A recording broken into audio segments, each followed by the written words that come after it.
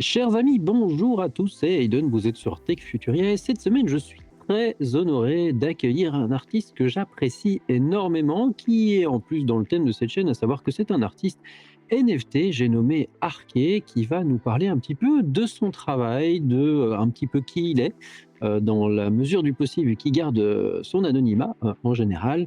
Il va nous parler un petit peu des techniques qu'il utilise, son histoire, comment il en est arrivé à devenir artiste, et un petit peu de son futur éventuellement. Mais je vous dis, ça vaudra la peine de rester jusqu'à la fin de cette vidéo parce que j'ai une œuvre à vous faire gagner en édition One, donc une édition unique de Arké. Ça vaut la peine, les amis. Restez jusqu'à la fin de cette vidéo, je vous expliquerai comment la gagner. Mais à présent, passons à l'interview.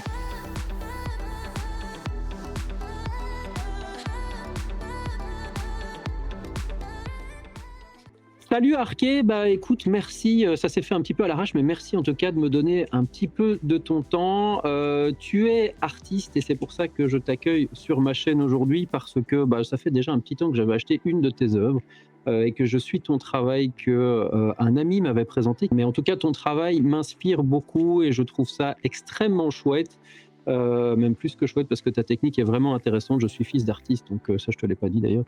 Mais donc je suis assez sensible là-dessus. Donc je te remercie en tout cas de me donner de ton temps et je te propose, pour commencer, de nous dire qui tu es avec ce que tu peux en dire. Ou ce que tu veux en dire plutôt. Bah bonjour, bonjour à tous et merci de m'accueillir du coup surtout parce que c'est pas juste mon temps, c'est aussi ton temps et l'accueil. Et du coup très cool que tu sois fils d'artiste, je ne savais pas du tout effectivement. Du coup pour me présenter, moi j'ai fait une école d'art quand j'étais plus jeune. J'ai bossé dans le graphisme et dans on va dire l'audiovisuel et dans la musique pendant à peu près 10 ans on va dire. Et je me suis tourné vers la crypto pour des soucis financiers à la base, euh, parce que comment dire, l'aspect souveraineté de ces biens, comme on dit un petit peu, et le fait que une puissance étatique ne puisse pas prendre la valeur de ce que tu as en Bitcoin, par exemple, sur ton wallet, ils n'y ont pas accès, à part sur un exchange, mais justement normalement, ils pourraient pas. J'espère qu'ils ne pourront jamais. Il y a des théories qui disent qu'ils pourraient, mais bon voilà, je t'interromps, mais oui, a priori, ils pourraient bloquer de certaines manières. Voilà, je ne connais pas la technique de Il ton côté, mais apparemment, non pas. y a toujours des moyens Je après te laisse continuer. d'essayer d'embêter les gens, c'est sûr. Mais en tout cas, voilà, c'était la raison. Donc, j'ai un petit peu revendu tous les biens que j'avais chez moi pour les convertir en Bitcoin et en ETH. Ok. Euh, je prenais l'analyse technique comme ça, un petit peu en balbutiant. C'était en Jusqu'au... quelle année? C'était en 2020, c'est pas très vieux. Moi, je suis pas là depuis très très longtemps. Ok. De toute façon, c'était la crise Covid où tout s'est effondré sur les marchés. J'ai voulu aller en bourse. Heureusement que je ne suis pas allé parce que c'est quand même encore un autre domaine. Et à l'époque, ils avaient bloqué les inscriptions en fait parce qu'il y avait beaucoup trop de demandes pour aller sur les Sur les plateformes. plateformes boursières. Ouais, ils avaient tout bloqué. Et tant mieux. Comme ça, j'ai pas pu y aller parce J'avais que pu aller sur Lynx moi à l'époque, mais je pense que j'avais peut-être déjà un compte avant. Donc, ouais, ça me dit quelque chose que tu dis. Ah ouais, c'est vrai qu'ils avaient bloqué, ouais. Ouais. parce que c'était toute la période où le pétrole était même passé en négatif et tout. Enfin, c'était vraiment un C'est délire, hein. bordel, ouais, ouais, tu peux le dire, ouais. Et du coup, par extension, je me suis mis à m'intéresser au Bitcoin, sur lequel je m'étais un petit peu intéressé, mais très brièvement, dans le passé, en 2017, juste avant que ça pump, en fait. Et je voulais en acheter, mais tout le monde m'a fait conseiller, mais non, c'est un espèce de Ponzi, etc. Et quand on n'y connaît rien, en fait, on se dit, bon, ils ont peut-être raison, on va pas rien faire. Et après, tu te rends compte Salaud. Cette bande de salauds, je te jure. c'est ça. Et après, tu te rends compte que peut-être que c'est toi qui avais raison finalement, tu vois. Et j'avais complètement mis de côté tout ça. Vraiment, je m'étais pas plus intéressé après. Mais du coup, en 2020, ouais, je me suis vraiment intéressé aussi à la philosophie qu'il y a tout autour, la technologie, qu'est-ce qu'apporte cette technologie pour les utilisateurs et même pour les principes et les préceptes en fait que ça apporte. Et du coup, je suis vraiment resté à fond dedans. Quelques mois après, j'ai découvert du coup les NFT sur une émission de Cryptomatrix où il en parlait. C'était un des premiers youtubeurs à parler de ça. Et tout le monde, mais vraiment tout le monde, disait mais c'est quoi cette merde. Et moi le premier, quand j'ai vu l'émission la première fois, je me suis dit mais c'est quoi encore ce truc. Ça a l'air complètement pété quoi.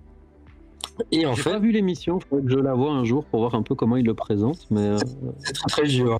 C'était vraiment quand Rarible commençait à, quand on en parlait encore de Rarible. oui, maintenant c'est plus trop le cas, ouais, malheureusement. Non, non. Et du coup, moi je trouvais ça très abscon comme concept. Et puis j'ai revu la vidéo, je me suis dit mais en fait c'est parfait pour moi. En fait, je peux faire des créations et essayer de vivre avec ça. Et par chance, du coup, ça a fonctionné. Moi, j'avais montré un petit peu ce que je faisais justement à Cryptomatrix. Il a dit waouh, c'est trop cool, t'as vraiment une patte et tout. Du coup, on commençait à avoir une section sur son Discord où on pouvait discuter avec plein de membres et aider aussi ceux qui voulaient se mettre à la création, etc. Lui, il parlait un petit peu de nos œuvres dans ses émissions, parce qu'à l'époque, c'était pas du tout le même contexte, hein. C'était pas Cryptomatrix avec 1 million de vues et tout, 100 000 followers. C'était vraiment c'est ça, c'était 10 000 followers, je crois qu'il avait à l'époque, et du coup, c'était beaucoup plus intimiste, comme tu dis. Et c'était vraiment une bonne époque, hein. Moi, j'ai beaucoup aimé cette époque-là où tout le monde se parlait, tout le monde était vraiment bienveillant, et sa communauté était super gentille et tout. C'était vraiment chouette. Maintenant, on sait ce qu'est devenu le, le YouTube et le Twitter game, où tout le monde s'essaye un petit peu de se tirer dans les pattes. C'est un petit peu malheureux, mais du coup, voilà, je suis rentré comme ça dans les NFT. À la base, j'étais plus axé dans le collectible, sans vraiment le savoir en fait, parce que tout n'était pas très bien défini dans ma tête et dans l'environnement, je pense. Et du coup, je faisais des cartes avec une petite animation 3D sur les grandes personnalités de la crypto, en gros, mais avec un style qui est encore celui que j'ai aujourd'hui. Et ça marchait vraiment très très bien, hein. Dès que je publiais un de ces NFT, ça partait. Donc je le mettais en 10 exemplaires à chaque fois et ça partait instantanément. Jusqu'au moment où je me suis dit, bon, là j'ai l'impression quand même de tourner un petit peu en rond. J'ai envie de faire quelque chose d'un petit peu plus artistique et de plus personnel. Et donc là, j'ai commencé à faire des œuvres un petit peu plus, on va dire, en format poster, si on veut, ou en format plus œuvre numérique. Et voilà, j'ai continué. J'ai aussi eu des périodes de 3D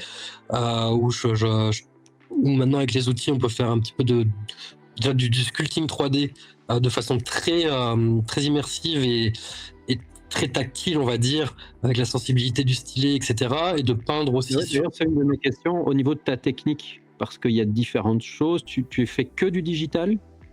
Alors, à la base, moi, j'ai vraiment une formation non digitale, hein, vraiment à la main, J'avais vu traditionnelle. sur ton site, tu faisais du fusain et de l'encre, hein, c'est ça? Alors justement, ça, c'est marrant parce que moi, c'est mes techniques de prédilection favorites, en tout cas, l'encre et le fusain, que j'ai beaucoup pratiqué à la main, du coup, sur du dessin, on va dire, plus académique à la base, mais tout ce qui est structure du corps humain, les muscles, l'ostéologie, pendant mes études. Après, on peut y ajouter des déformations un petit peu, comme moi, je suis très fan de Rodin, qui vraiment accentuait les positions, les muscles, que ce soit sur ses sculptures ou sur ses dessins aussi. Et du coup, ça, c'est la partie à la main. Là, maintenant, on est dans une époque où, avec l'iPad Pro notamment et l'application Procreate, on peut avoir vraiment un feeling, on va dire pas similaire, mais qui s'approche vraiment de la réalité.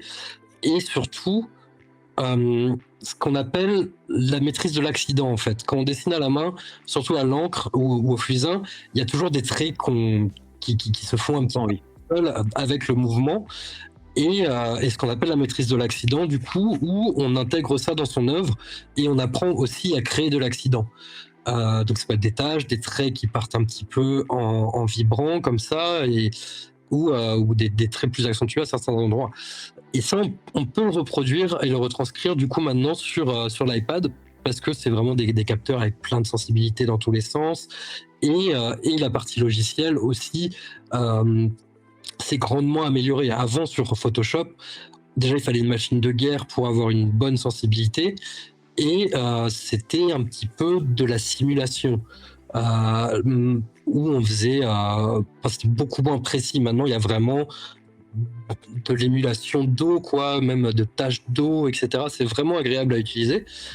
Et du coup, j'aime bien avoir des fois des petites périodes comme ça où je refais du dessin de fusain et à l'encre, mais en numérique. Après, il y a toute la réflexion de est-ce que c'est vraiment intéressant de faire du numérique en imitant du dessin à la main. Ça, c'est toujours une question que je me suis posée, mais en tout cas, je me fais plaisir. Donc, à la limite, j'ai arrêté de me poser des questions là-dessus, quoi. Bah, à la limite, si c'est une technique que tu apprécies, moi je trouve que ça permet de produire plus aussi, je veux dire à moindre coût. Bon maintenant ça reste un débat, mais je veux dire si tu dois acheter chaque fois une rame de papier, de qualité, pour aller faire du sketch, Ouais, bon, ça c'est vraiment un truc dont je parle souvent, c'est que vraiment le dessin à la main, ça coûte très très cher, hein, et la peinture aussi. ouais, Euh, c'est vraiment le qualité, coût. un bon pinceau de qualité, une bonne peinture de qualité, ça te coûte une blinde quoi, hein, donc voilà. Le pinceau, c'est dans les 50 balles et les peintures, c'est pareil, hein, pour un truc qui est inconsommable, hein, parce que la peinture, ça dure pas très très longtemps non plus.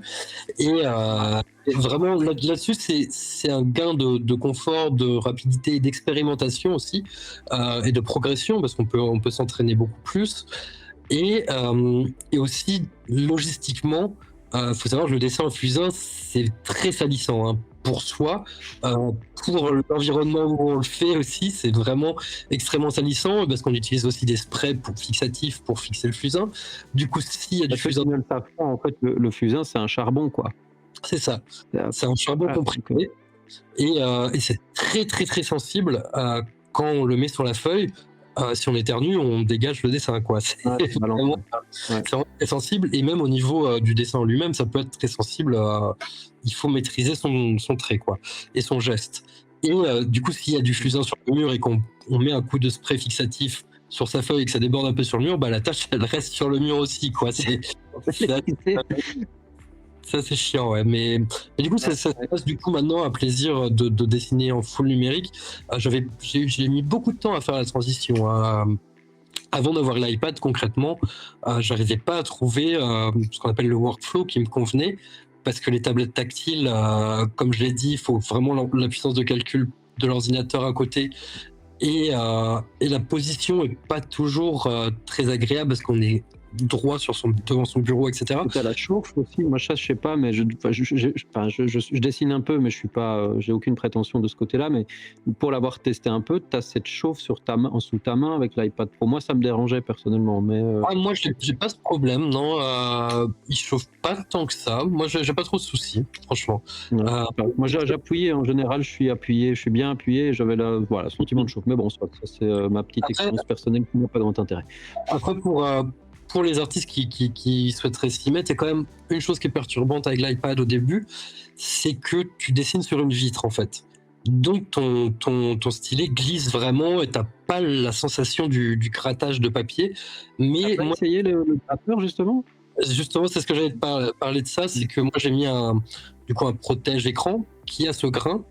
Et là, vraiment, ça a tout transformé. Là, c'est vraiment, ça fait même du bruit quand tu passes ton stylet dessus. Et là, tu as vraiment les Je crois qu'il y a sensations. même des mimes maintenant. Ils ont créé des embouts que tu peux mettre sur le pen de l'iPad Pro. Il me semble avoir vu ça, où ça fait cet effet du Ah, crayon.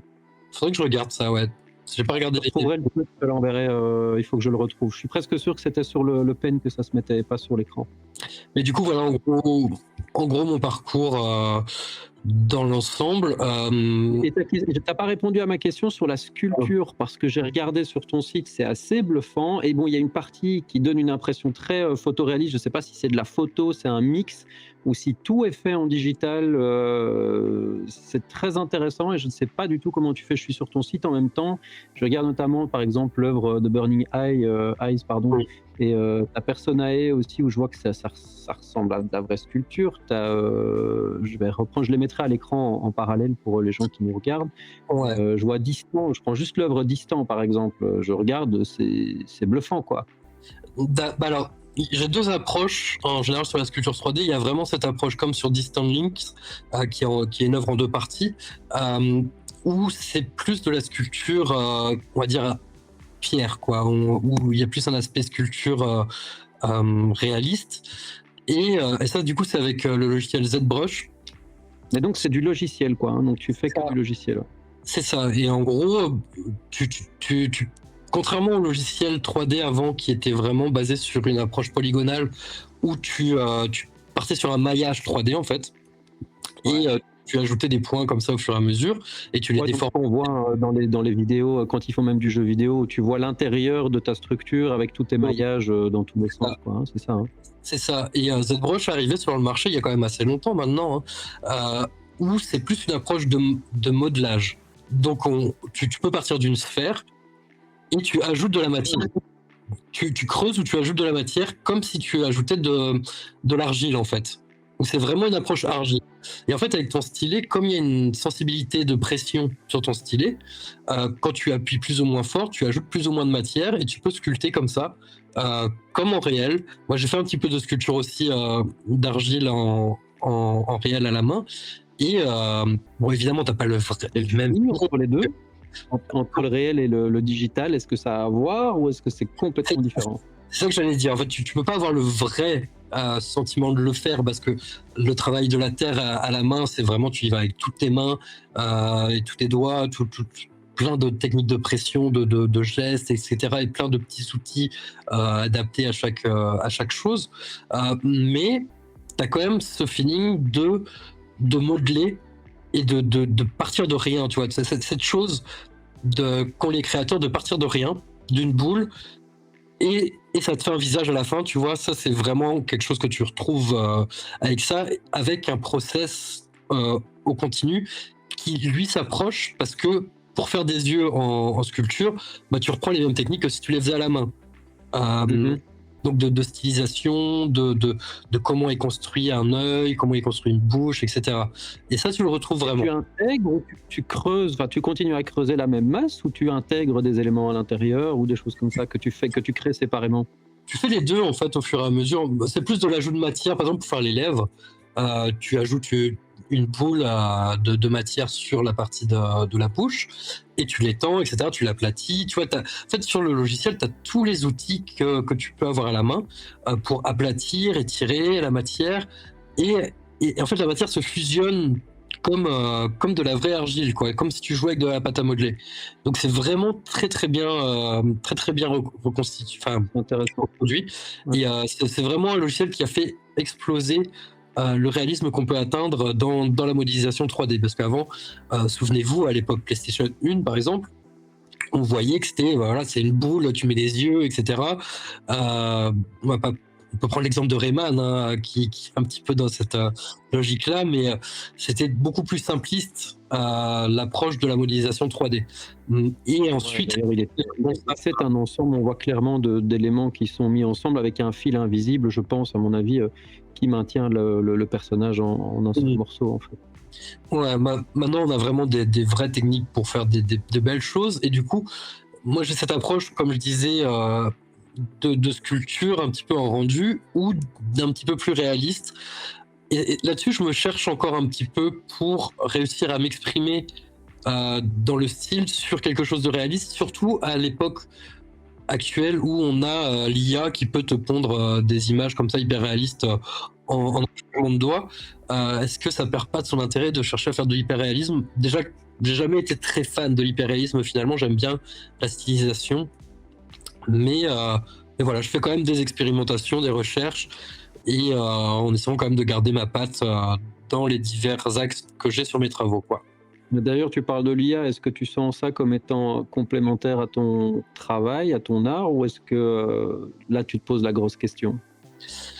Moi j'ai toujours dit, tout ce qui est génération d'images comme ça, qui génère une image de rien, ça m'intéressait pas du tout, parce que moi j'attendais que ça soit plus un outil qui m'accompagne dans la création.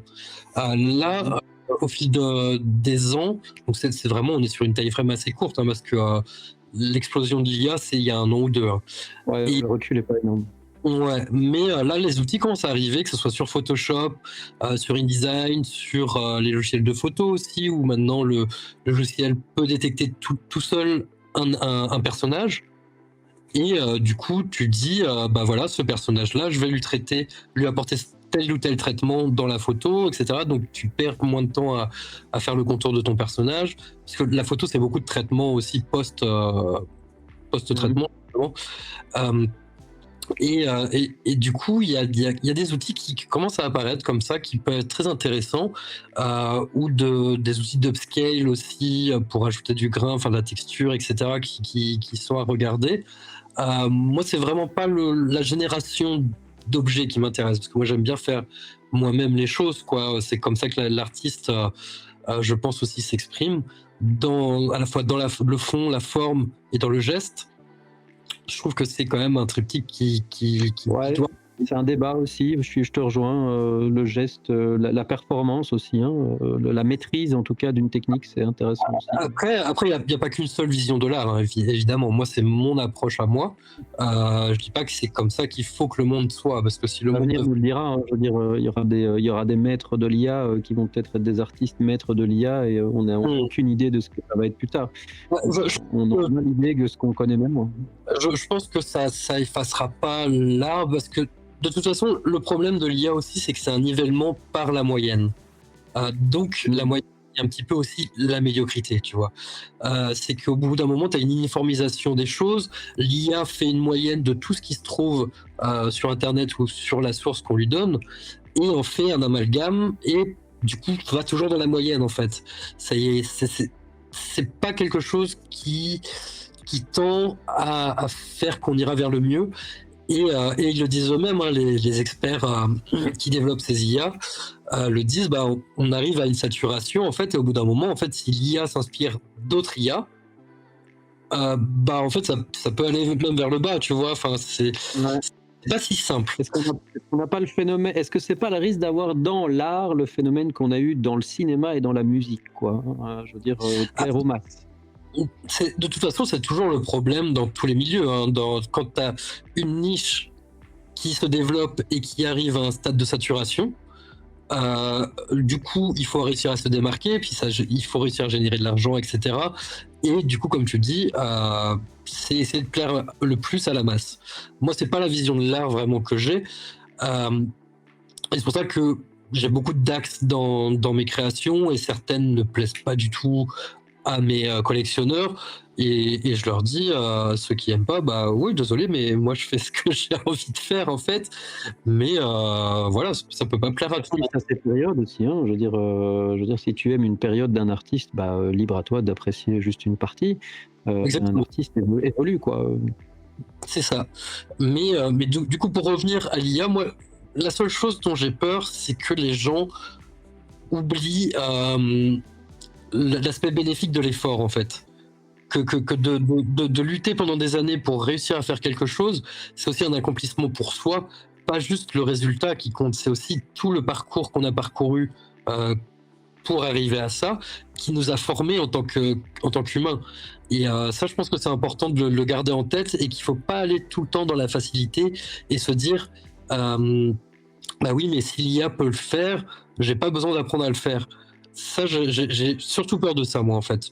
Mais sinon, ce qui me rassure ce qui me rassure, sorry de t'interrompre, ce qui me rassure dans ce que tu dis, enfin, par rapport à ta crainte, maintenant je me trompe peut-être, mais c'est que je vois que les gens, les collectionneurs, aujourd'hui, on verra demain, mais aujourd'hui préfèrent toujours un original à une reproduction. Même si la reproduction, par chance, pourrait atteindre, je parle du format papier pur, hein, là, ici je te parle. on- Donc, si tu as une très très bonne reproduction, bah, le possesseur, le propriétaire de l'original sera toujours plus fier d'avoir l'original.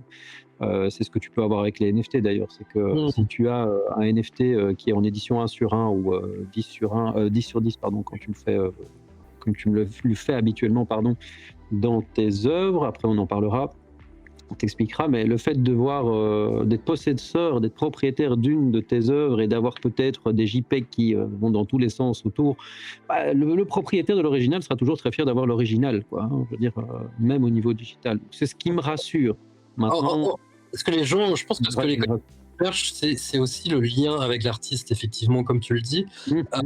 qui que peut-être il ne retrouve moins sur l'IA. Après, il y a des tendances, hein, il y a des hypes. Donc, il y a eu une hype sur le génératif, sur l'art génératif dans les NFT. Il y a une hype sur l'art IA. Mais je pense pas que ça efface tout le reste. Et il y a toujours des gens attachés justement à ce lien que tu crées quand tu es créateur avec celui qui a l'œuvre ou celui qui la regarde juste, hein, tout simplement. Parce que tu peux exprimer des messages, des émotions ou juste de l'esthétisme ou un ressenti justement par rapport à l'esthétisme. Et ça, je pense pas qu'on le perde, en tout cas, j'espère pas, ouais. On verra où nos enfants le verront. En tout cas, je l'espère pas non plus. Ou en tout cas, moi, je pense que de toute façon, ce sera des choses qui seront complémentaires, comme toutes les techniques et toutes les choses qui se sont faites n'ont pas effacé l'histoire. En tout cas, pas de ce que j'en connais, pas la grande majorité. En tout cas, je pense pas. Après, ça Euh, des déviations, des dérives et des progressions, comme la photographie a fait qu'on se délaisse, on s'écarte un petit peu de l'hyperréalisme dans la peinture, par exemple. ouais. C'est ce qui est apparu toute la période impressionniste, etc. C'est vrai que ça s'est perdu, hein. Enfin, ça s'est perdu. J'ai l'impression, en tout cas, ça impressionne moins, en fait. Je sais pas. Bah, Alors que la prouesse est absolument fantastique, mais ça impressionne moins. c'est ça, mais après, la prouesse, c'est pas plus fantastique que de faire quelque chose de plus abstrait ou quelque chose de plus expressif. En fait, Ok. il faut la part pour tout. La seule chose qu'il ne faut pas, je pense, c'est d'avoir justement un cloisonnement de tendances contrôlé par des gens qui te diront bah non, mais il faut que ce soit comme ça parce que c'est la tendance actuelle. Là, Ouais. là c'est Le toujours marketing et la vente avant l'expression et l'émotionnel. c'est un petit peu le problème de l'art traditionnel, hein, et qui a failli ou qui est en train d'arriver dans les NFT du côté artistique, c'est que c'est les mêmes en fait, hein, quand on entend que c'est Sauce By, etc., qui essaient de contrôler un petit peu tout l'aspect vente dans les salles d'enchères et tout ça. Ça peut être une dérive assez malheureuse, mais l'avenir nous dira encore une fois comment ça va se passer. Question que je voulais te poser, c'était, justement, tu as parlé de tes collectibles, on parlait des sculptures, il y a tout ce qui est, je sais pas comment je peux l'appeler, art dessin, je pourrais l'appeler comme ça? Mhm. Art peinture, comment est-ce que tu as constitué tes collections? Déjà, je sais pas si tu peux le dire, mais, quel âge tu as et ça fait combien de temps que tu exerces? Et comment ton art a évolué? Alors ça, malheureusement, c'est des informations que je ne peux pas donner par sécurité, comme l'anonymat, etc., et par volonté aussi d'avoir le privilège de pouvoir rester anonyme aussi, qui est quand même un plaisir, surtout quand tu es sur des événements et que personne ne te reconnaît, c'est vraiment un gros plaisir. Euh, et sinon, l'autre question, c'était comment je constitue mes collections, en gros, quel est le... Ouais, comment ton art a évolué? Quelles sont les différentes collections qu'il y a, dans tes productions? Parce que je regardais tout à l'heure, en effet, il y a eu tout l'aspect, crypto, l'évolution du marché crypto. Tu as ton aspect sculpture, il y a l'aspect des cartes. C'est intéressant de voir un peu dans quelle catégorie tu mets ça et comment, ça fait le lien avec ma question suivante, c'est comment, tu vois ton avenir, ton Ouais. futur? Qu'est-ce que tu vas, même réaliser, plus tard et qu'est-ce que tu comptes réaliser? En gros, mes collections sont regroupées soit par thème, soit par thème graphique, on va dire, ou esthétique, avec des dessins plus à la main, plus crayon, fusain, etc., sur une partie 3D. Il y a des collections qui sont liées à un concept, comme Burning Eyes, qui est vraiment encore une collection en cours, mais que j'ai du mal à minter parce que sur ETH, ça commence à coûter cher, mais qui en gros était un concept où on pouvait acheter des tokens au début, du coup des tokens qui étaient des NFT aussi, hein, qui étaient une sculpture 3D, et que on peut échanger, soit on les burn et on reçoit une autre œuvre, soit on les garde et on a le NFT, quoi. Et donc ça, c'était avec les outils que Manifold procure, qui permet d'avoir ce système de burn où tu dis voilà, je mets cette œuvre en vente contre tant de burn d'un autre NFT. Et donc ça crée C'est un... vraiment du narratif, des open edition, que tu veux C'est dire, ça. c'est ça? C'est ça, mais le narratif des Open Edition n'est pas fini, hein, parce que moi, c'est vraiment quelque chose que j'apprécie, de pouvoir mettre une œuvre même gratuitement, Moi, je le vois moins, c'est pour ça, donc je suis moins proche de ça. Tu le vois peut-être beaucoup plus en tant qu'artiste, mais En fait, il y je a sais qu'il y avait une période où ça a explosé dans tous les sens. ouais, ouais, ouais, ouais. Heu, Bien sûr, oui, ça, là, on n'est plus dans cette hype en tout cas. Mais il y a un des outils qui permet de mettre des œuvres gratuitement ou avec un tips, donc avec un pourboire. Donc en fait, mmh ceux qui ont envie d'avoir l'œuvre gratuitement, ils la mintent gratuitement et tout le monde est content. Soit ils ont envie de soutenir l'artiste et ils donnent 10 $, 20 $, 50 $ ou 1 $, tu vois. Et je trouve ça très fair en fait, parce que tu ne forces personne à l'acheter et tu ne joues pas sur la pression de la hype en fait. Donc, là, ça devient juste vraiment du soutien à l'artiste et je trouve que c'est vraiment un concept qui est très bénéfique dans l'esprit, tu vois? Et ça j'adore. Hem, mh. ensuite, pardon parce que j'ai encore dévié de la question.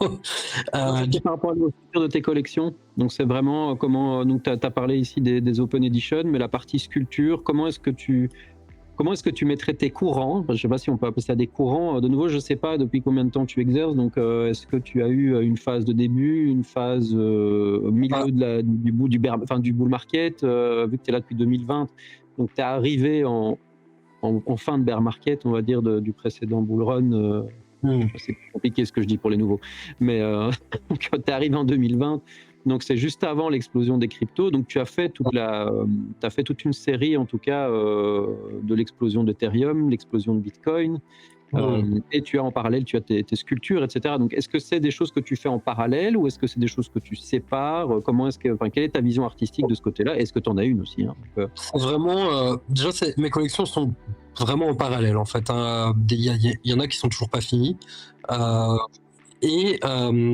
du coup pour les phases, effectivement, moi je suis arrivé avant le bull run.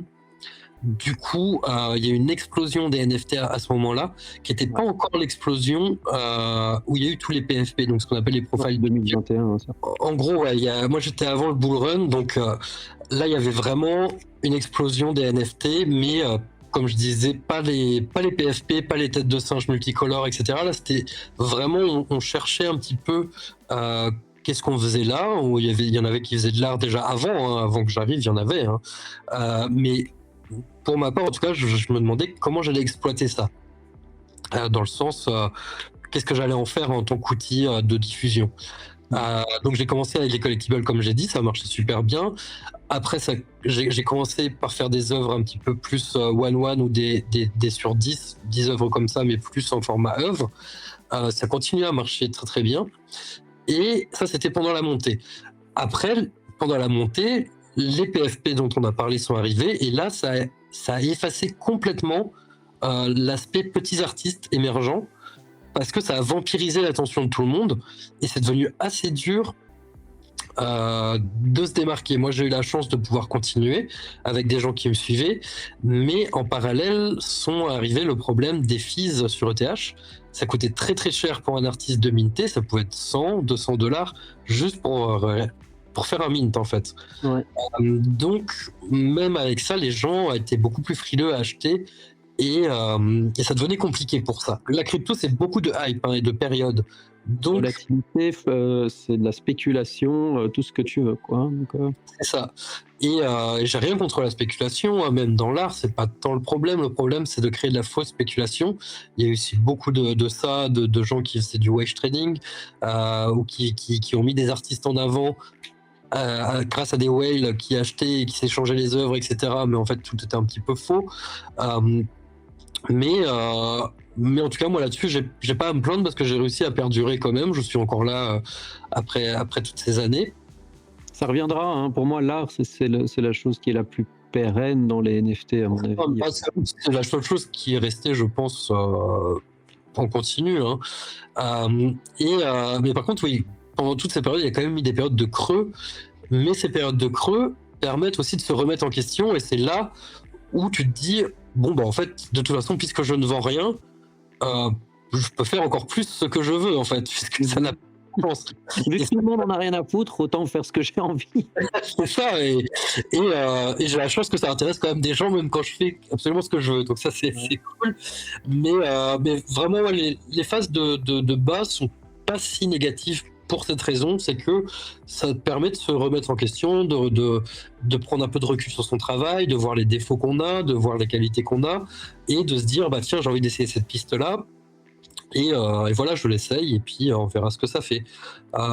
Mais psychologiquement, c'est quand même, ça peut être dur pour des artistes, hein, et on en a vu énormément, mais vraiment, je veux dire, entre les artistes de maintenant que je côtoie et les artistes que je côtoyais il y a 3 ans, il en reste même pas 1%, hein.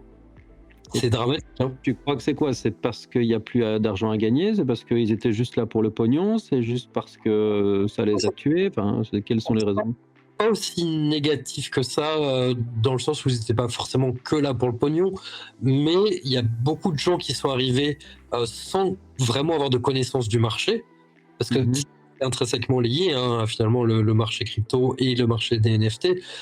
Donc il y avait pas ces connaissances-là, donc qui ne comprenaient pas pourquoi des fois, bah, ça ne vendait plus du tout. Donc il y a ça crée un découragement, et il y a aussi eu toute cette période de PFP dont j'ai parlé, qui a aussi découragé beaucoup de gens, parce que là, tu deviens noyé dans la masse, en fait. Mmh. Et aussi même la masse d'artistes, qui sont arrivés, comme on l'a dit tout à l'heure, quand il y a une saturation du marché, c'est très dur de tirer son épingle, quoi.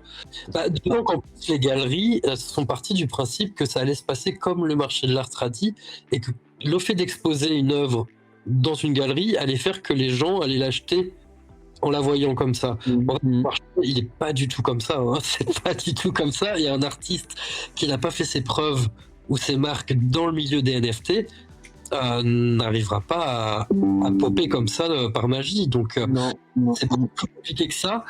Et, moi, j'ai rien contre les galeries en tant que telles, mais il faut justement que la galerie, déjà, ait les connaissances elle-même pour comprendre le marché et comprendre les artistes, et que si un galeriste amène un artiste dans ce milieu, il faut qu'il l'accompagne Ouais.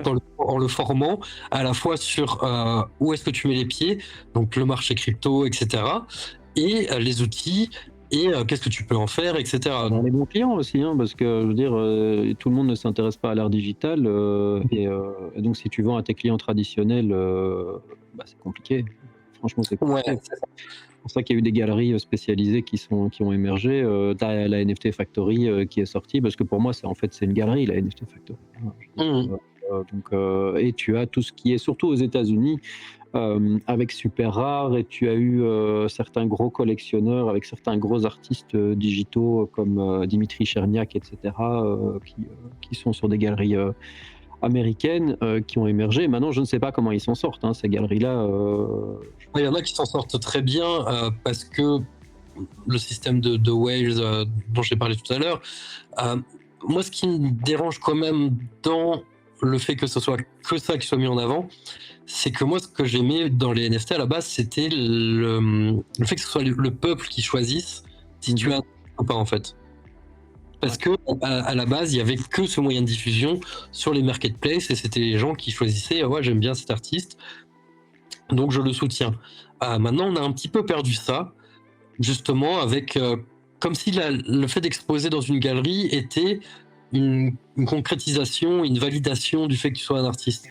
Ça, j'ai peur qu'on arrive là-dessus, mais après, j'ai rien contre le fait d'exposer sur des événements, etc. Je trouve qu'il faut les deux, mais il faut que Je pense c'est qu'il pas. a fallu y arriver parce qu'honnêtement, la partie Blur et le trading NFT a un peu cassé tout le game. Je Ouais, pense ça, ouais, que, le bear market est passé par là en plus, il a raclé tout le truc. mmh, Je pense que c'est le problème, c'est le côté sexy de la diffusion pour le grand public. C'est-à-dire que, au début, quand ça a commencé, c'était tous les OG, donc les old gangsta, les gens qui étaient un petit peu techno, dans la crypto, qui allaient chercher faire leurs petites emplettes sur, OpenSea à l'époque, Rarible et cetera. Blur a donc acquis le marché. Après, il y a OpenSea a commencé à arrêter les royalties, donc les artistes, n'y sont pas allés. Il y a eu les scammers, il y a eu les faux artistes, les mecs qui sortaient vite une collection qui se barrait. Donc en fait, je pense ouais. que le canal de diffusion comme OpenSea, et cetera, leur gros problème, c'est qu'ils empêchent le lien avec l'artiste, et vraiment, il n'y a pas cette plateforme d'échange. C'est Exactement. encore très shopping, je trouve. En fait, il y a toujours eu ce ce contraste où, et surtout encore plus maintenant, parce que OpenSea, là, c'est très dur d'explorer dedans maintenant pour découvrir de nouveaux C'est un artistes. sacré bazar hein, là-dedans, Il y a honnêtement. c'est que la vitrine de ce que eux veulent bien mettre en avant. Mais il y a, Faut payer, quoi. Tu payes, tu peux y être, quoi. c'est ça. Et mais par contre, ouais, moi, tout l'aspect, qu'on va dire, communautaire ou parler avec les collectionneurs, ça s'est toujours passé sur Twitter, sur Discord, sur Telegram. Les marketplaces sont pas faites pour ça, effectivement, ouais. Ouais. Et je vais te dire honnêtement, autant si je suis là, je suis un peu dans le game hein, quand même. Autant je te le dis, moi Twitter, ça me fait profondément chier quoi. Je l'ai déjà dit, je suis un boomer. Hein, je veux dire, j'ai 40 ans. Moi, traîner sur Twitter, ça me saoule. J'ai plein de scammers qui arrêtent pas de me saouler tout le temps dans ma messagerie. Il manque un truc où je peux moi aller contacter un artiste et échanger avec lui et puis voir un peu son travail dans un genre de galerie, j'ai envie de dire un peu sexy, digital, tu vois, plus que le métavers de ce qu'on nous a proposé, aller visiter un truc avec mon avatar. Quelque chose d'un peu sexy, quoi. Aujourd'hui, ça manque, quoi. Je veux dire, le jour où ça va arriver, tu vas réavoir un saut de l'art digital et des artistes digitaux, quoi. Et ce sera bien mérité, mais ça va, moi, à mon avis, encore mettre du temps. Et c'est pour ça que je pense que ce sera pas le dernier bull run, c'est peut-être l'avant-dernier bull run qu'on va vivre ici maintenant, mais c'est parce qu'il va y avoir encore des explosions NFT qui vont arriver parce que les technologies vont permettre de voir, d'avoir plus de contact avec les artistes, etc. Maintenant, c'est que mon avis. C'est un avis de boomer, mais les gens qui ont des sous à dépenser dans le traditionnel, c'est les boomers en général. J'ai bien dans le traditionnel parce que Oui. on va complètement péter de thunes en crypto, etc. Ça existe bien sûr. Après, il y en a qui aussi, mais après, comme tu le dis, hein, ces outils-là quand même se développent. Il y a Spatial.io qui a vraiment fait des choses intéressantes là-dessus. Moi, j'ai ma galerie dessus. Les gens adorent aller dessus parce qu'en plus, je rajoute des petites énigmes ou des petites quêtes à faire dedans liées avec ce qu'on appelle des quêtes communautaires. Vraiment, je pense que ça va se développer, comme tu le dis, mais il faut vraiment, je suis tout à fait d'accord, renforcer ce lien entre les artistes et les collectionneurs. Ouais. Ouais, inévitablement, parce que moi je me dis des gens comme moi, je dois pas être le seul, tu vois, quand j'ai acheté ton œuvre, la première chose que j'ai fait, c'est aller chez Solid NFT et me l'imprimer, quoi. C'est qu'il y a encore technologiquement un gap. C'est ça. Après, il y a quand même des choses qui se font. Par exemple, moi, je fais partie en tant que membre du collectif NFTC, qui est un collectif français qui est géré principalement par Gotsa et plusieurs autres membres du conseil, on va dire.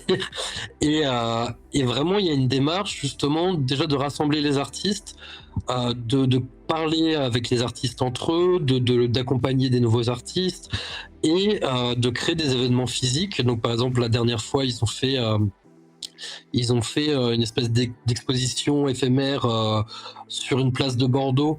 Je sais plus comment ça s'appelait, la promenade quelque chose, où il y avait un écran géant du coup avec il y avait une soixantaine d'œuvres d'artistes NFT qui étaient diffusées comme ça en boucle pendant plusieurs semaines.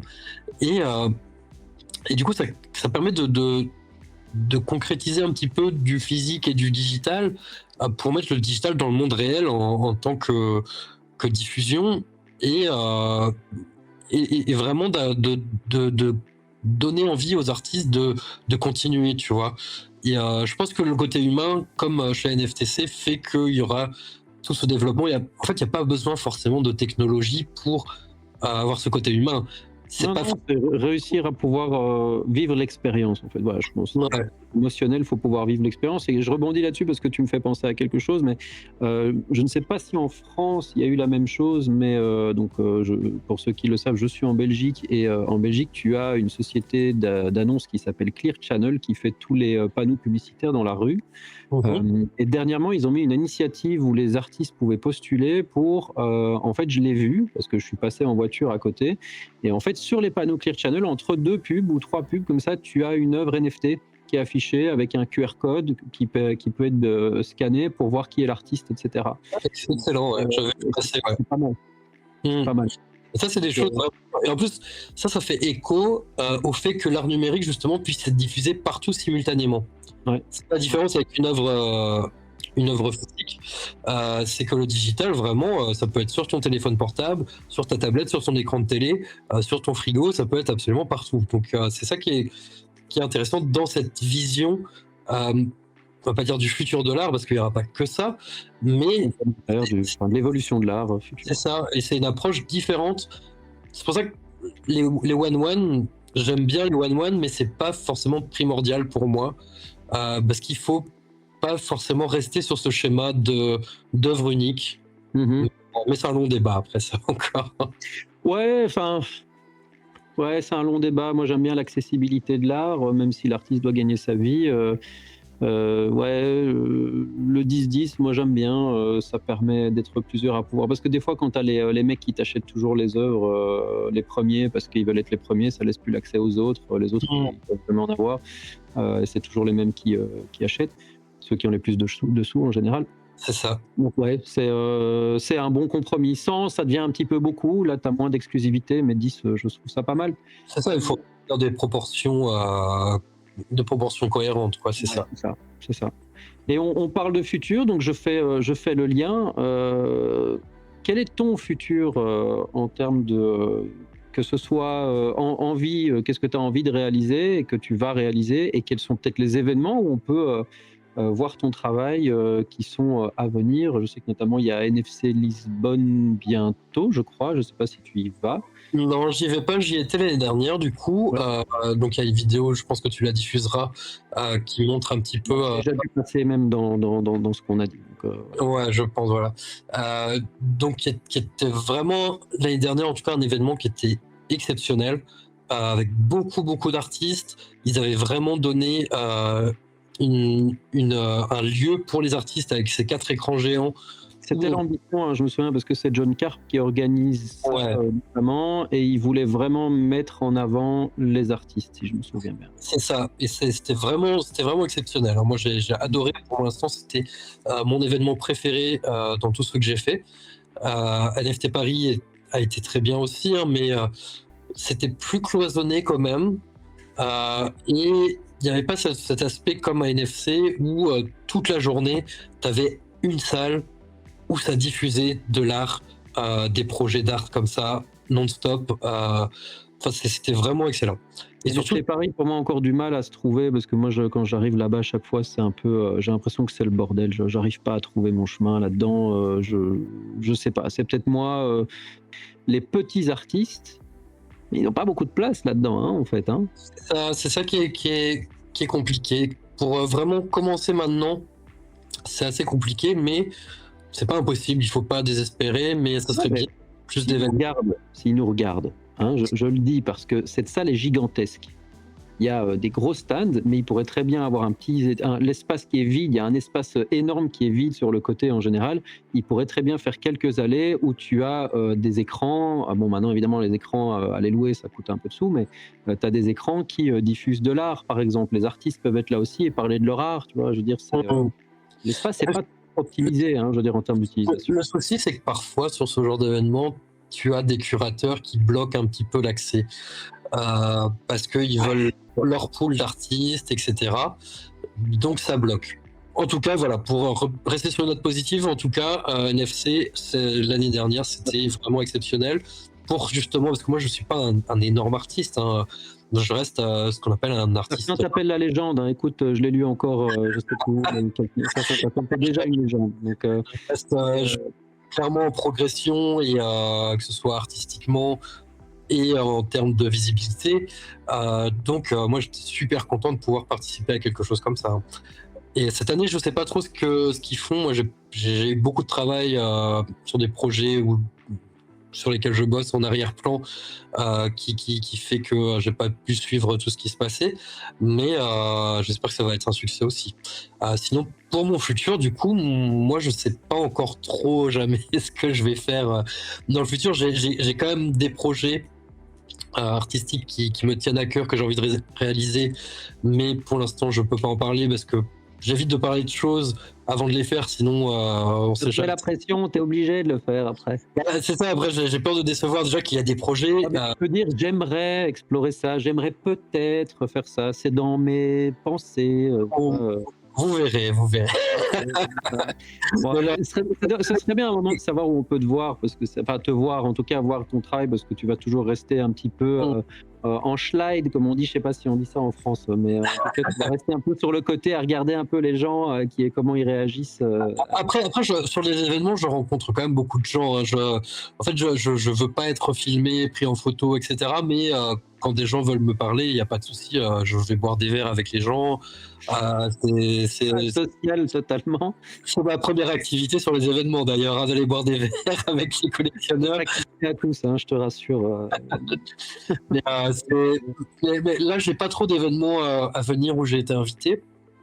Donc cette année, c'est un petit peu la vache maigre, on va dire, mais ça reviendra, hein. Mais il y a un creux de vague là, sur la partie. Enfin, c'est pas évident pour tout le monde de toute façon, et surtout pour les organisateurs d'événements, hein, parce que quand tu organises un événement, tu dois avoir une rentabilité aussi sur cet événement. Donc il faut pas leur jeter trop la pierre non plus.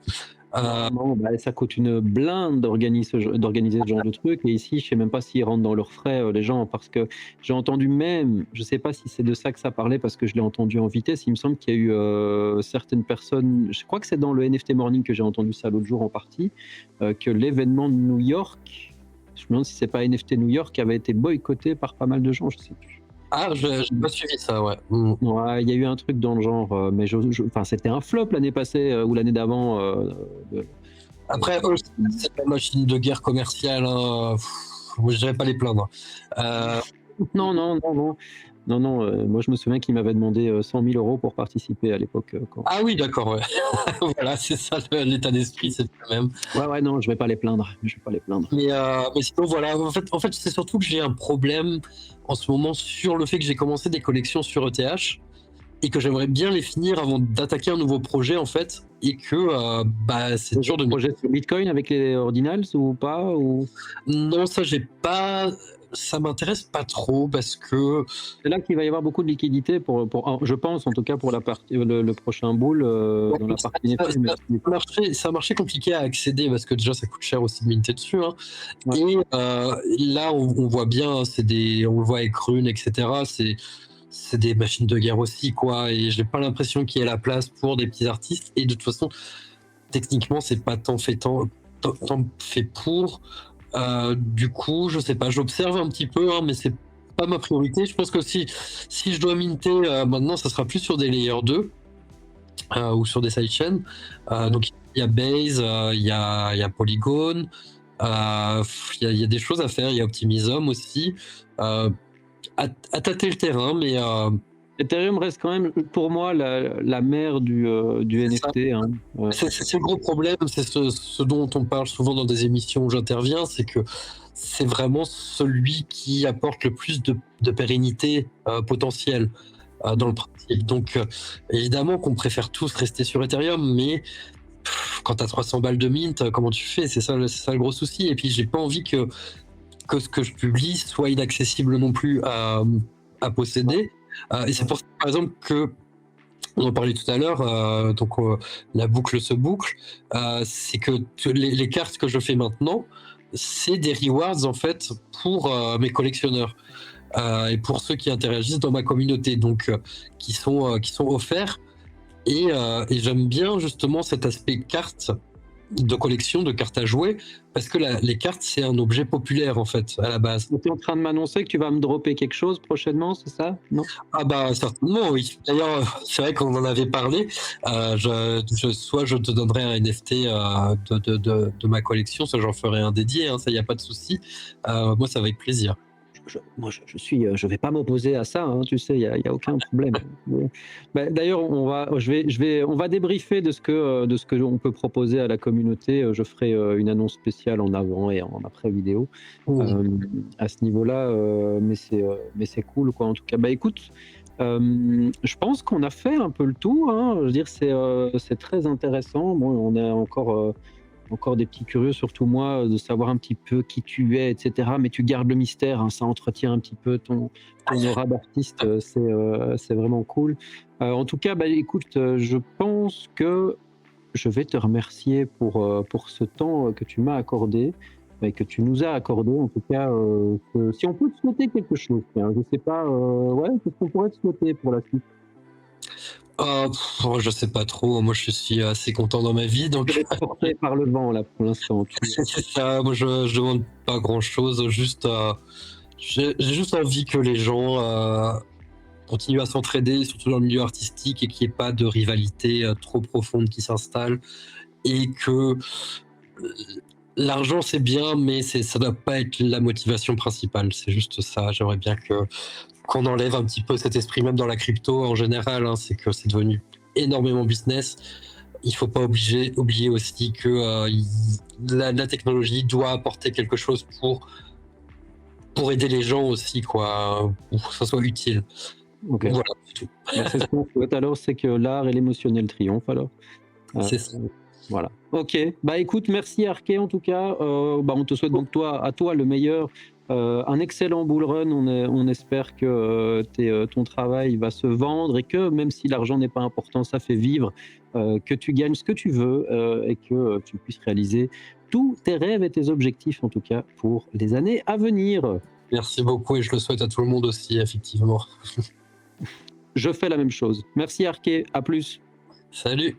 À présent, cette interview est terminée. Et si vous souhaitez gagner, c'est un privilège, les amis. Franchement, je vous conseille vivement de participer à ce concours. Si vous souhaitez gagner cette œuvre unique de Arké, eh bien, il vous suffit de mettre dans les commentaires votre adresse publique de wallet Ethereum et de me dire quel est le logiciel que Arké utilise pour faire ses créations. J'espère que cette interview vous a plu. Si c'est le cas, un petit like, vous vous abonnez à la chaîne si ce n'est déjà fait. C'était Hayden sur Tech Futuria. Ciao tout le monde.